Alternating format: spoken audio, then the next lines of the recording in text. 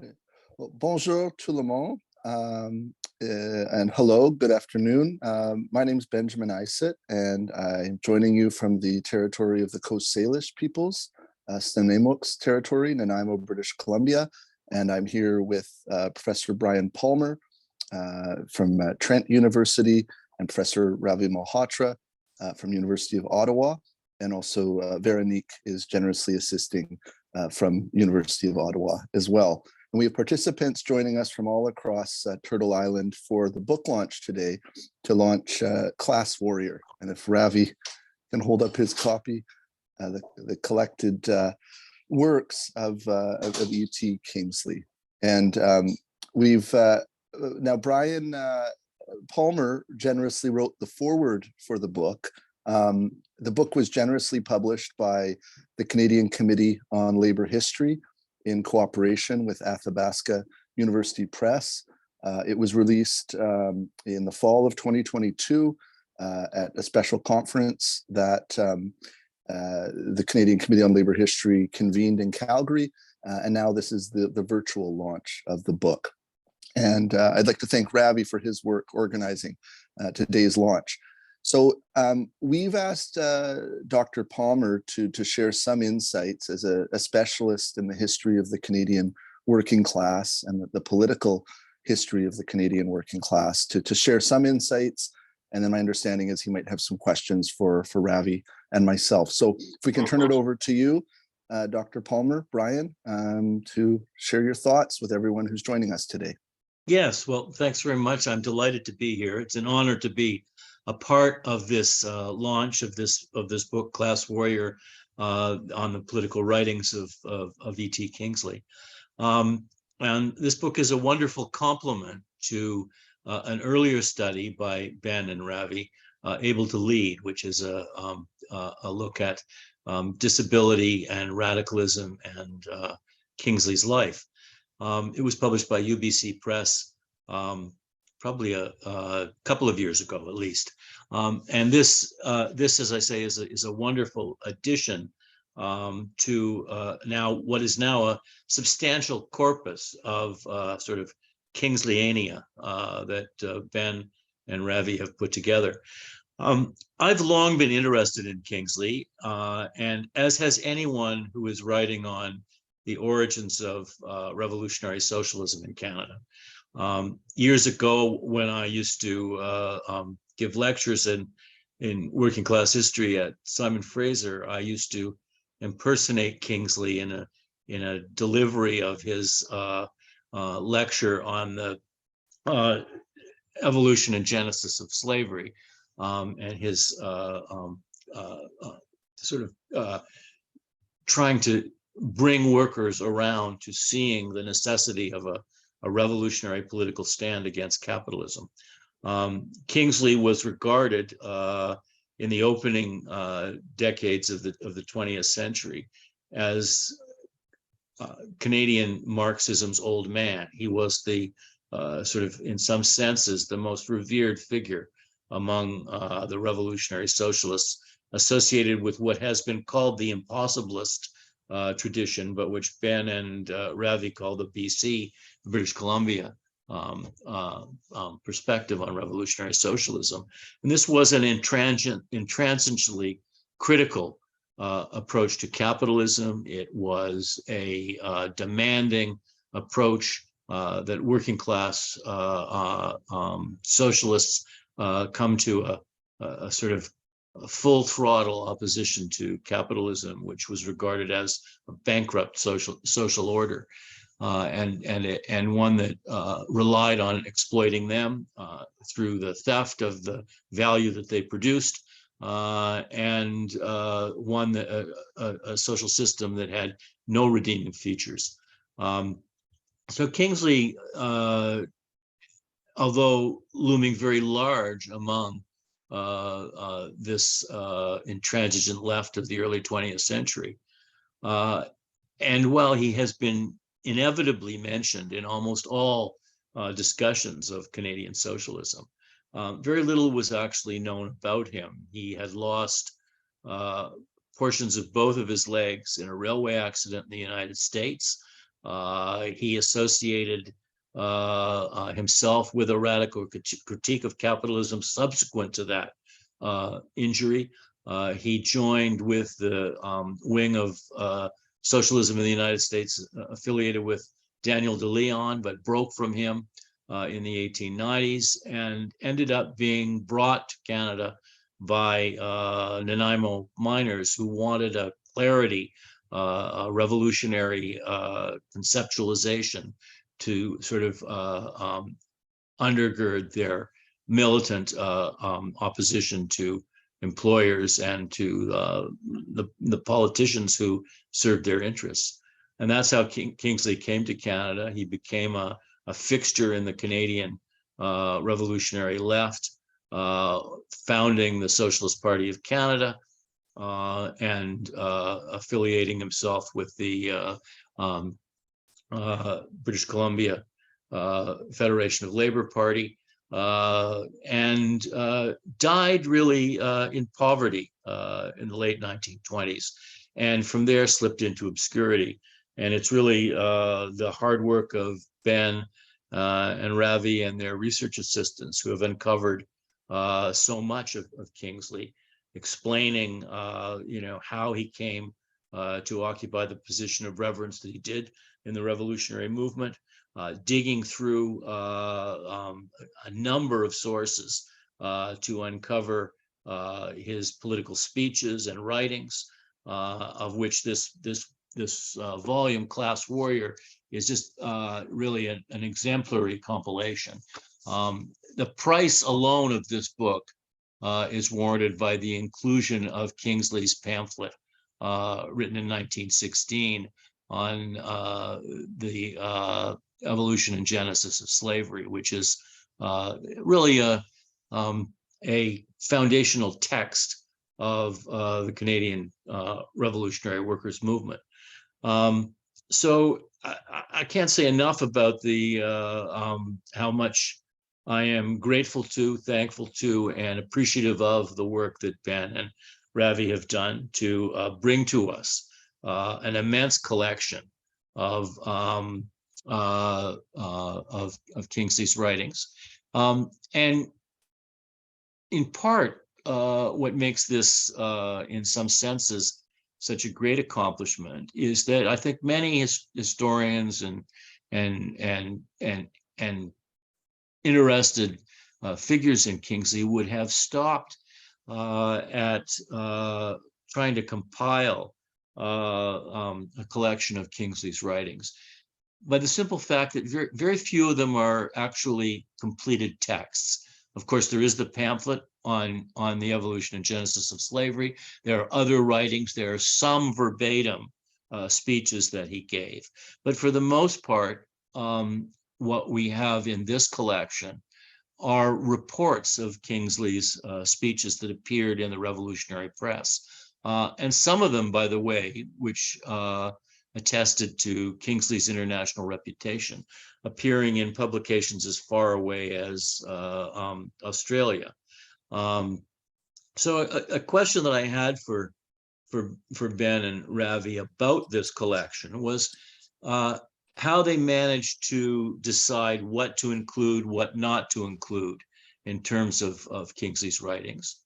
And once that preliminary decision was made, how they grappled with the notion that, and how they found dealing with the notion that many of the speeches that Kingsley gave, which I imagine he often gave off the cuff, how they dealt with the fact that these were reports of speeches that Kingsley gave rather than actual transcripts. We're so used to seeing in an age of computers, the spitting out of sort of the actual texts. Is such a profusion of texts in our time. In Kingsley's time, it would have been very different. But what I was struck with when reading through these reports was how accurate I assumed many of them must have been. And if Ben and Ravi have any sense about that, of why that was the case, or if it wasn't the case, it Mm. would be very interesting to hear. And I'm going to close, I guess, with a notion that might seem sort of idiosyncratic or perhaps a bit odd to those of sort of very contemporary sensibilities. And that is to close with the notion that for all that Kingsley was an old man already of Canadian Marxism in the pre-World War I years, and how much has changed for the left over the course of that 100 and X number of years passage of time, and how in some senses with our enhanced appreciation of a whole realm of struggles that we must take account of. In some senses, how sort of contemporary the lesson that Kingsley was struggling to impart to workers and all of those who thought that capitalism needed to be defeated, displaced, and a new and more egalitarian social order brought into being. Of how contemporary, in some senses, Kingsley's message was. And I'm going to read from, just very briefly, a conclusion to a talk that he gave on the machine, titled simply The Machine, which was delivered fittingly in Victoria in 1919. The hour, he said, is drawing nigh when calamity will be upon us. And all of you will be well advised to make all possible preparation to meet the situation. If you do not make a move, the horror which I dread so much will descend upon us without intelligent preparation. I see nothing, he then concluded, but disorder, bloodshed, misery, suffering, and starvation awaiting.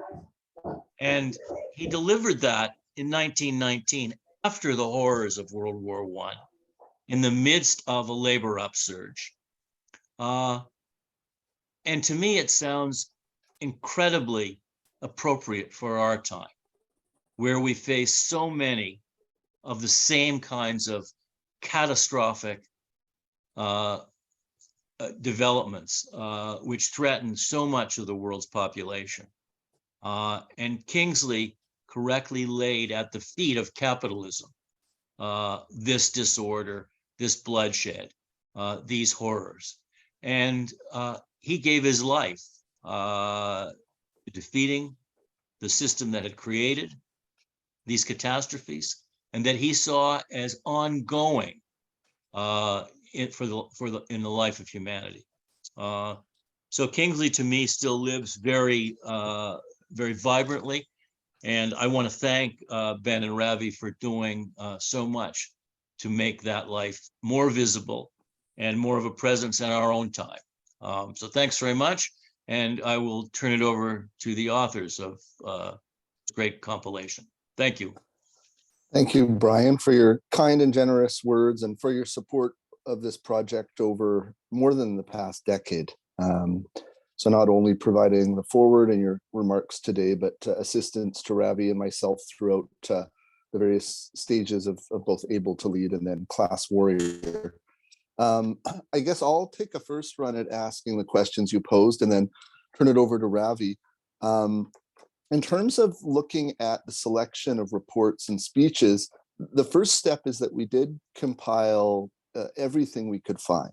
So the starting point was the entire body of what Kingsley had either written himself or what others had written about him in terms of reports, either in the daily press or in the socialist press of Canada and the United States. Then there became a whittling down exercise, because Kingsley, some years, he would give dozens, if not hundreds of speeches, notwithstanding his impairment of being a double amputee.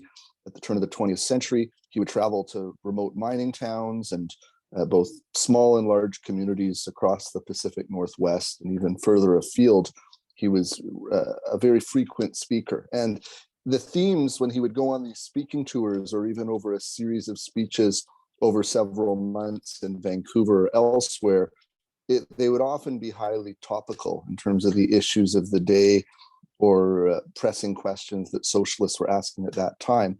And so there was considerable overlap from one speech to the next, if you were to look at a snapshot of 1907 or 1912 or 1919.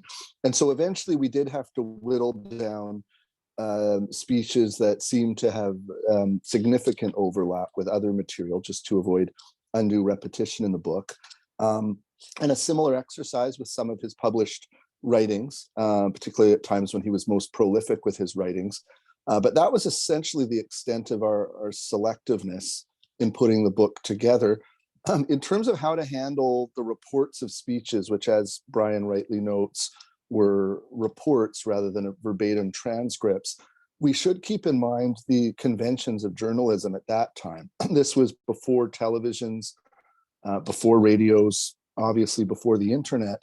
And so the printed form was the primary means of communication within the news media.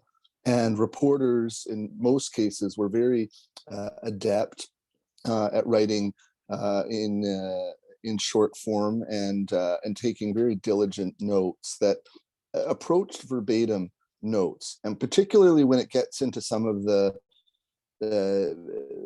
anecdotes and the descriptive phrases that Kingsley was making in his speeches, I think we can be fairly confident that those were captured with a high degree of accuracy.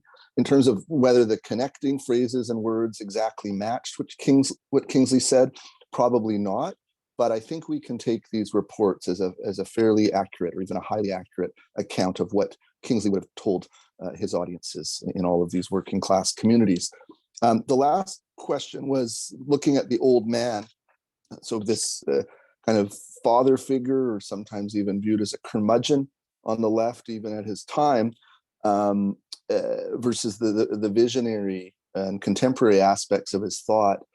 Certainly he was out of step with people who sought to compromise in the years that he was alive, in terms of trying to make capitalism more humane, trying to ameliorate the conditions of the working class. So he certainly wasn't on the side of reforms. And in that sense, perhaps the tide was running out on his approach. There certainly were the revolutionary upheavals in Russia and elsewhere in continental Europe, and revolutionary movements in Canada. But really the 20th century, at least in the West, and certainly in Canada, became a story of accommodation and Canadian capitalism making concessions to working class demands. And so in that sense, the tide was running out on his ideas. And certainly, well, he died just before the outbreak of the Great Depression, which again shook capitalism to its roots, but ultimately capitalist authority was consolidated in Canada and elsewhere. But I think if we take a more of a longue durée approach into the 21st century and projecting out beyond where we are today, his warnings around the fundamental inequities of capitalism and what the consequences would be for humanity as a whole, I think were prescient kind of warnings. And when we look today at we look at the climate crisis and essentially the limitations of the biosphere to deal with the expansionary imperative of capitalism and what that means for all species, not just humans, or whether if we look at the inequality crisis that riddles every Canadian city and cities around the world and smaller communities, and both visible poverty on the streets, but also how working class people everywhere are being squeezed by inflationary pressures. I think those warnings about the limitations of capitalism as a mode for organizing humans, I think were spot on. And so I think Kingsley's analysis has withstood the test of time, in my estimation. Ravi, what would you like to add? First of all, thanks for chairing this and organizing this meeting. And thank you, Brian, for coming. For audience members, I'm recovering from the flu, so my voice may go in and out a little bit, but I think it's understandable. I'm not going to address all of these. Also, I'm defer to Ben on the historiographical archival questions because I think he's better placed, and I think that was a solid answer. I'd simply speak to the last one, and I would echo what Ben Isaac has commented on in terms of the legacy of Kingsley. We live in very challenging times. And I know in no manner do I mean to be obsequious or inappropriate, but I would say that, Brian is a historian of leadership in many ways. I mean, some people have read his very lengthy book on James Buchanan. I'm not going to sit here and compare Kingsley to Cannon, but I would say that they were leaders of a movement, and they had uncompromising principles. In a broad sense, the message of Kingsley and Cannon, there is a connection in a very abstract level, in that they uncompromisingly want to change the world, that they have an idea.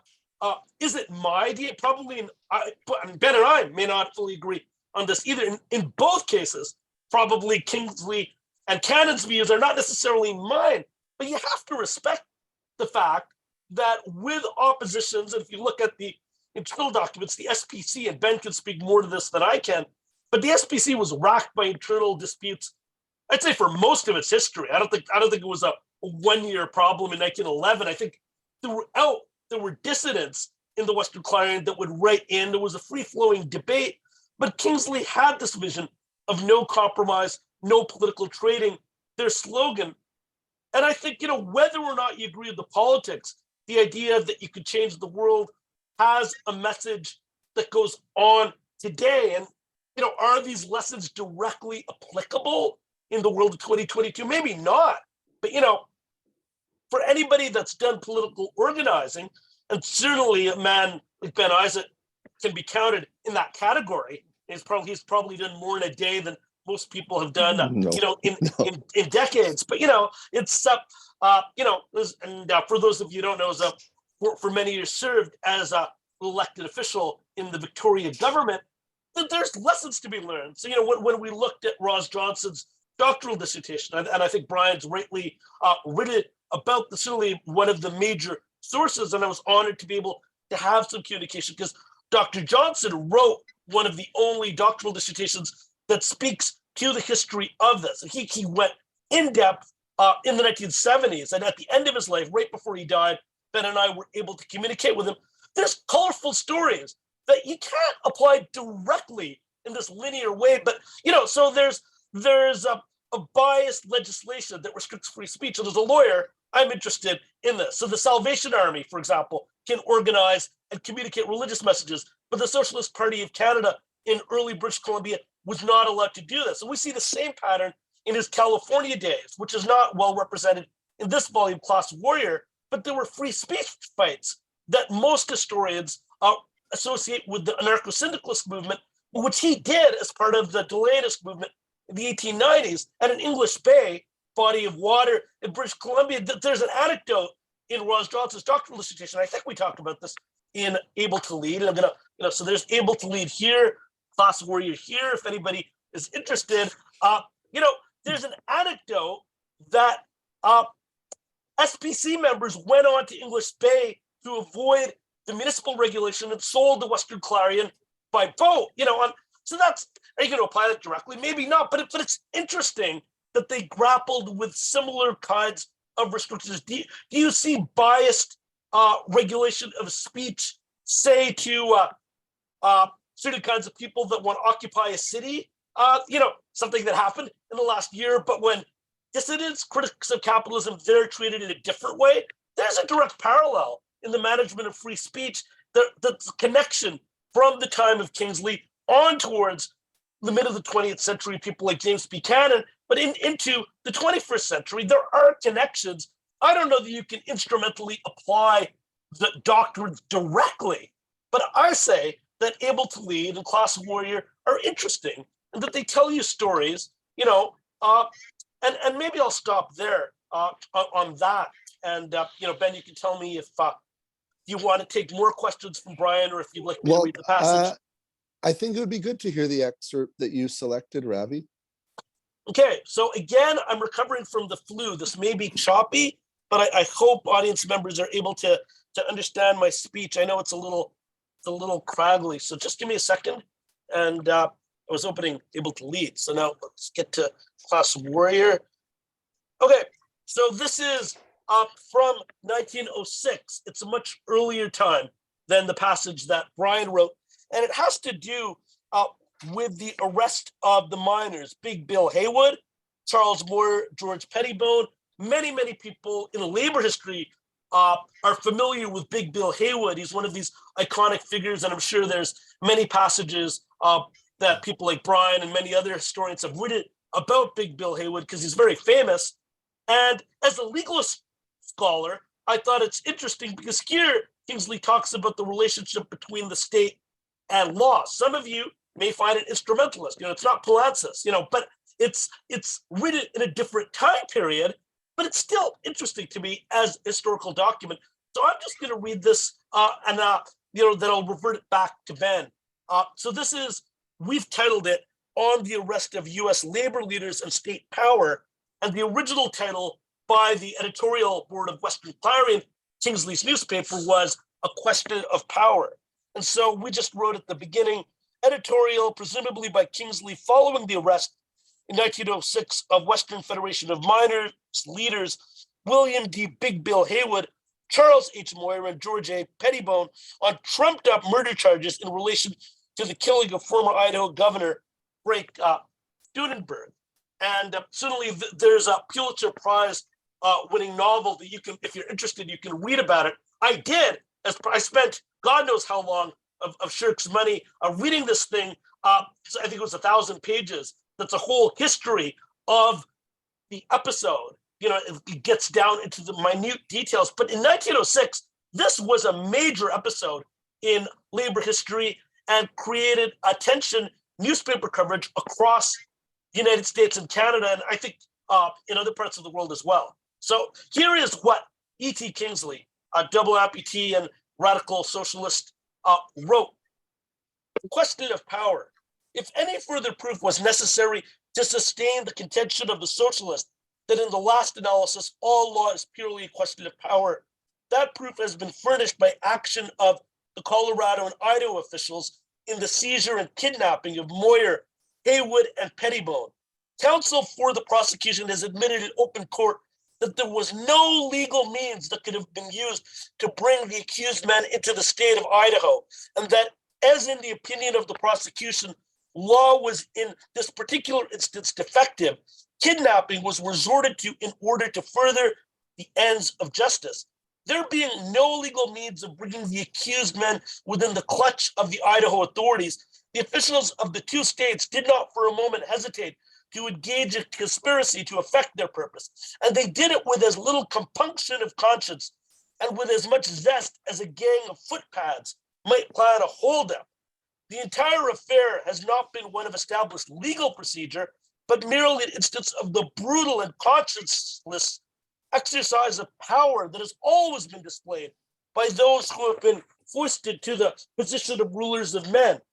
Law is a grotesque farce, valuable only as a means of gulling those easily gullible, ones whom human vultures prey. The superstitious reverence for it and the abiding faith in its potency and power to shield him from harm are among the most absurd hallucinations that ever lodged in the mind of man. This superstition and abiding faith must be broken in the minds of the working class before it can ever attain to the dignity of a class of free men.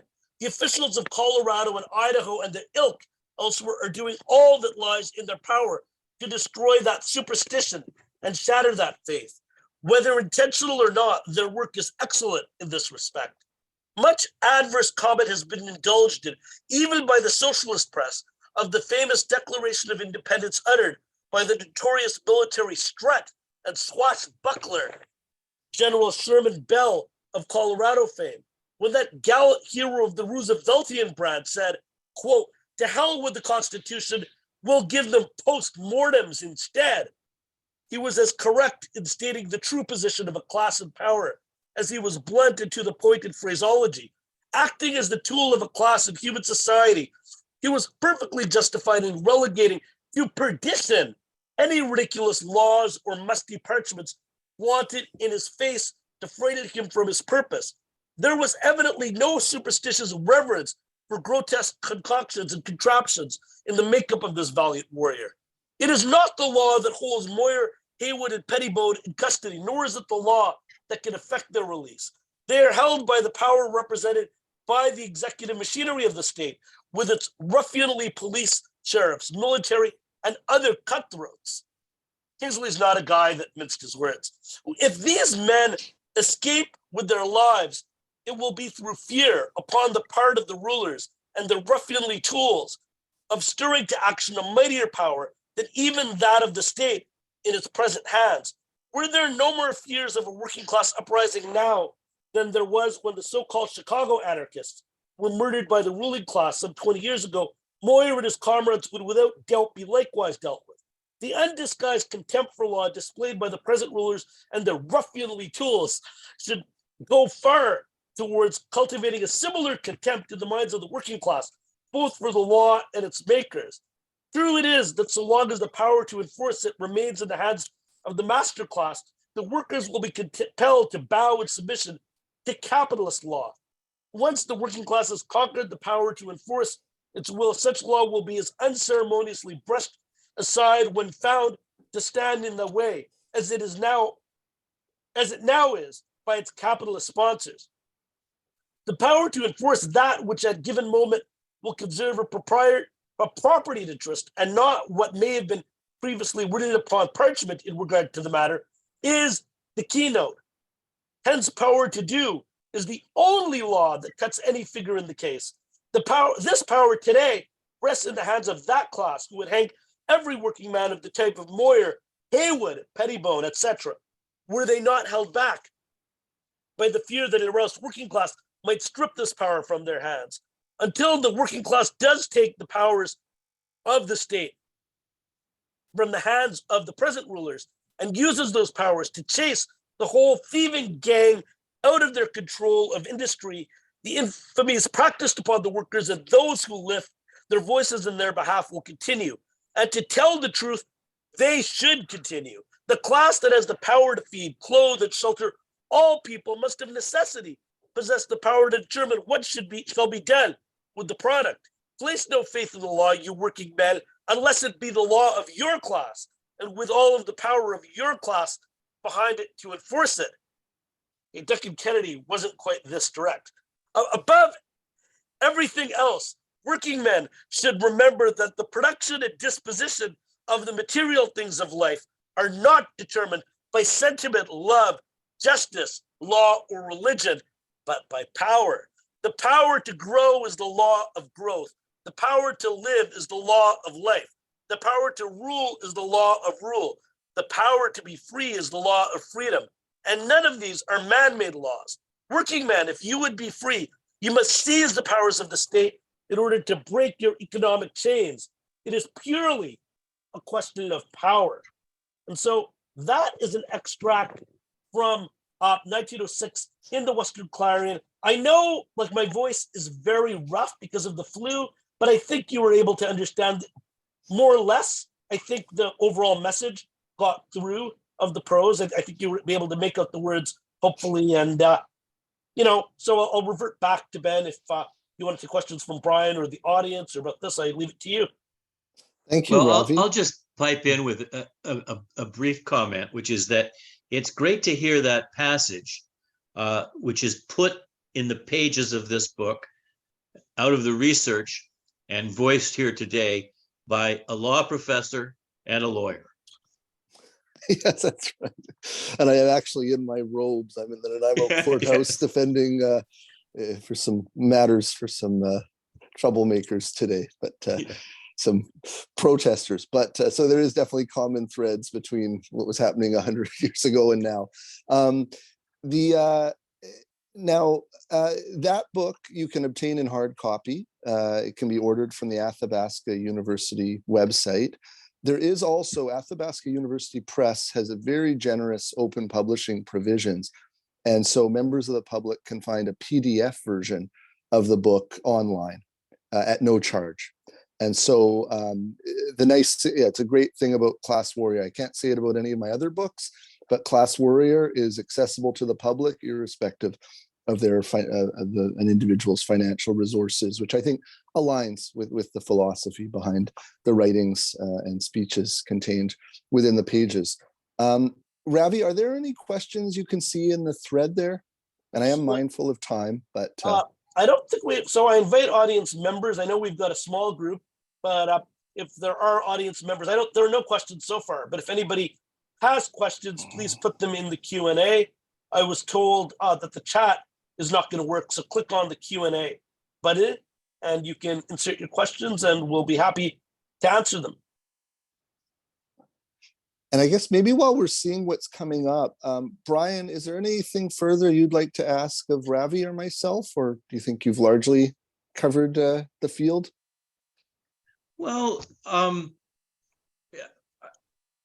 an interesting, I suppose, question that the audience might be interested in as well is how you found the collaboration.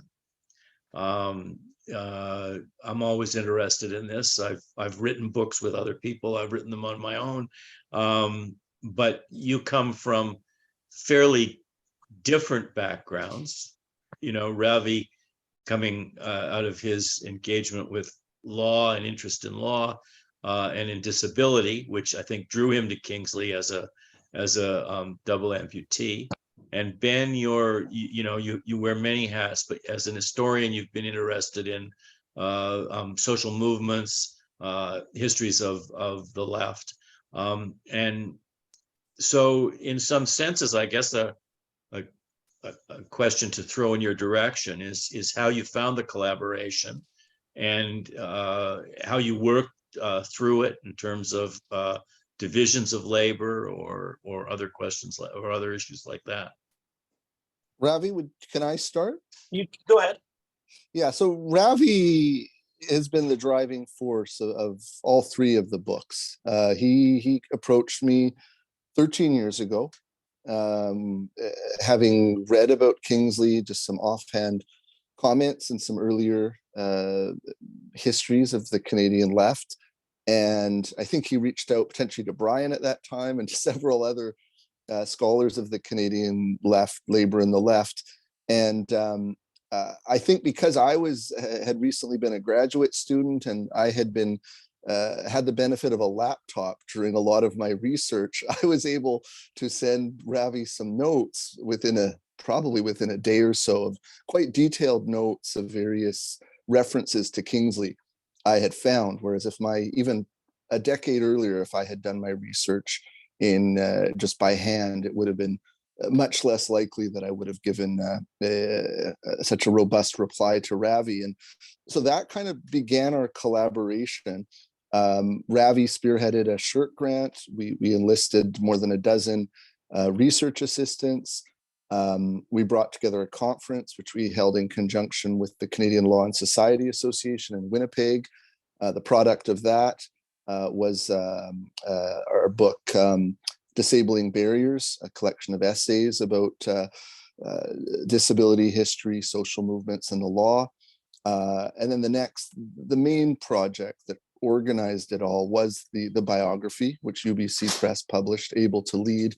Ravi had his draft of the manuscript to me, and I was snowed under with a number of files. So it was a good couple years, and that might even be a generous estimate of me getting back to Ravi.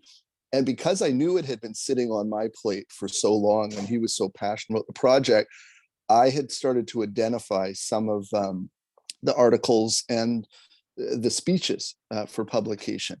And so to soften the blow of essentially a 3-year delay on getting back to Ravi with my edits to our joint manuscript, I suggested to him that maybe this anthology would make sense, and had some of those articles and some of those speeches for him to look at. And then our collaboration got renewed, and this launched today, and Class Warrior is the product of that. So I think it's been a great experience.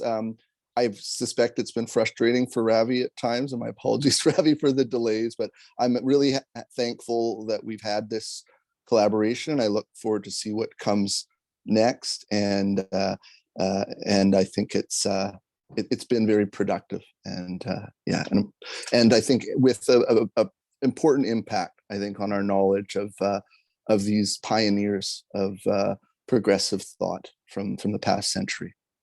Would you like me to add some comments to that? So, yeah, I mean, I think the basic story that Ben says is how it happened.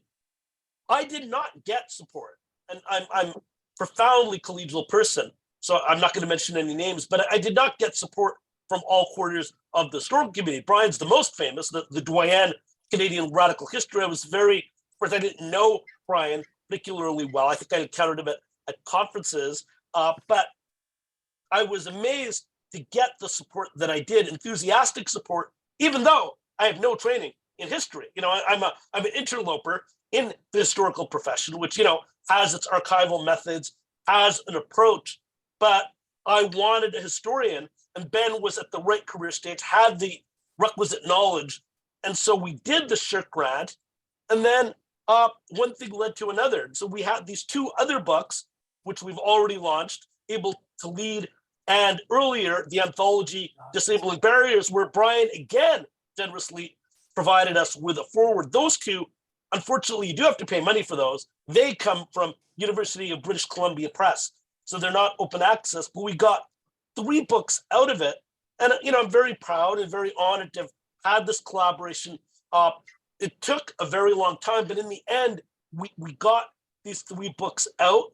And you say the story's over. This is over, but there is something more. And I'm not even sure if we've told Brian, but the Dictionary of Canadian Biography has agreed to publish tentatively. It's going through revision. It's a very long process, but I'm very pleased to say that this canonical reference work, where you know, many of my distinguished colleagues, Professor Backhouse, who's a prominent feminist historian, many others have published in the Dictionary of Canadian Biography. Kingsley, Ben and I are publishing an entry in the DCB, and what I'm hoping is that eventually it's going to be something that maybe could have an intervention not only in the world of radical history, but perhaps it could also be something that will be remembered in disability history. And so that's something that I'd have to work on pedagogically, you know, in secondary school setting when people celebrate disability history events. I hope that Kingsley could be a part of it. So go ahead. Oh, yeah, and I did see there's a question from Mark Thomas, and I am mindful of time. So I think maybe if we can address Mark's question and then see if Brian has anything further to add, and then we might have to carry the conversation on another day if that works for everyone. So Mark asks, has this collaboration, or I'll read it verbatim, great presentation and great pair of books. Has this collaboration of Kingsley given you ideas for future work together?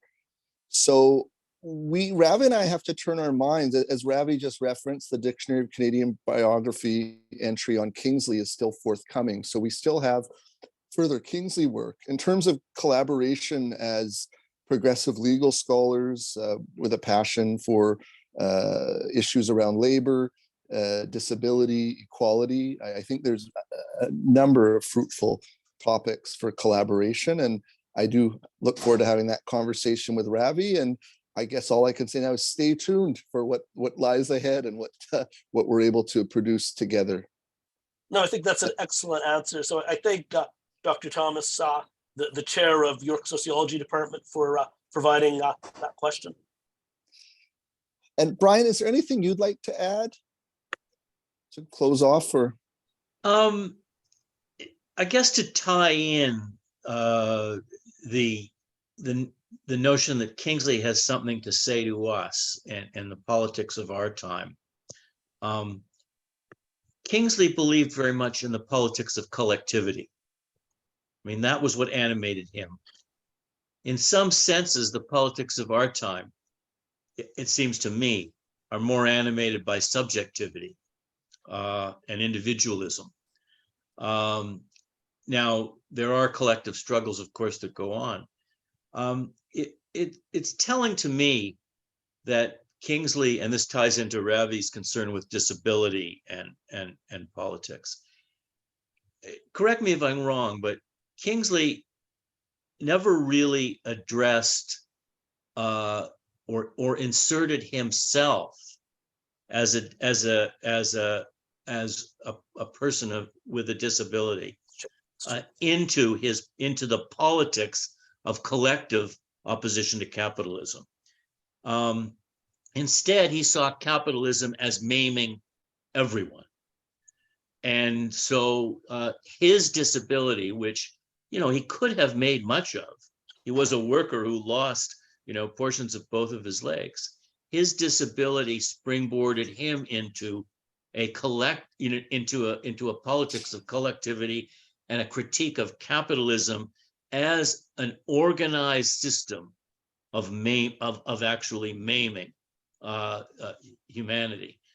And when we look today, as Ben talked about, with the way in which capitalism has maimed the planet and the consequences of that, I think that's a lesson worth reflecting on in terms of the sensibilities that jostle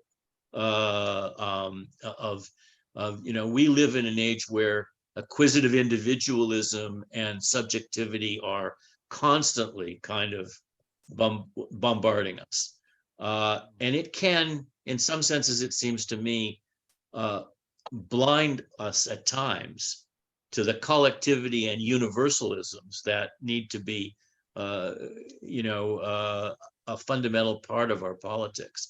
It isn't to say that subjectivity and the particular and individualistic challenges that all kinds of people in various, different social places and spaces face can be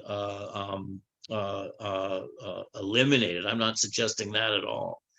But why Kingsley, to me, still lives, and resonates with modern struggles is his sense of basically promoting the necessity of a collective response to the horrors of inequality and the various and myriad ways in which that is foisted upon humanity and really frames so much of contemporary existence. So thanks again to the both of you for this great work and for bringing Kingsley, in some senses, back to life where he definitely deserves to be. Thank you, Brian, for joining us and supporting us and contributing along the way. Ravi, anything you would like to add? It's such a majestic comment that Brian made. I feel it would ruin it. That would be a perfect way to end. The only thing I would add is that we're fully cognizant of the absence of Kingsley speaking on disability. And so when we had the Able to Lead launch, he's very much like Franklin Roosevelt, not in terms of the politics, but in the sense that he had this disability.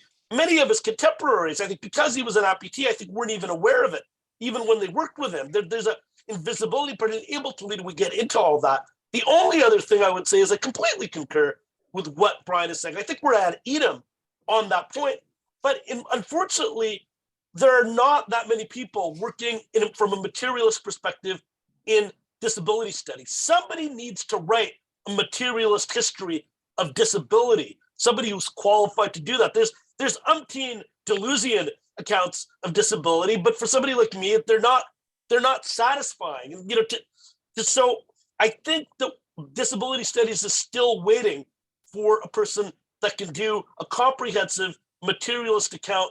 My own book project that I'm doing solo is not going to be that. I'm not the person to write this magisterial thing. I'm doing a book on Castoriadis, a radical thinker, and the duty to accommodate, but it's a small piece. Somebody that's trained in history that can write a materialist history of disability, that book still awaits its author. Thank you, Ravi. And thanks everyone who's joined us today. We look forward to connecting in person as circumstances permit. And good luck to everyone's work who's in the meeting and webinar today. And thanks again to Ravi and Brian for their contributions. And with that, I think we'll sign off and wish everyone a great rest of your day.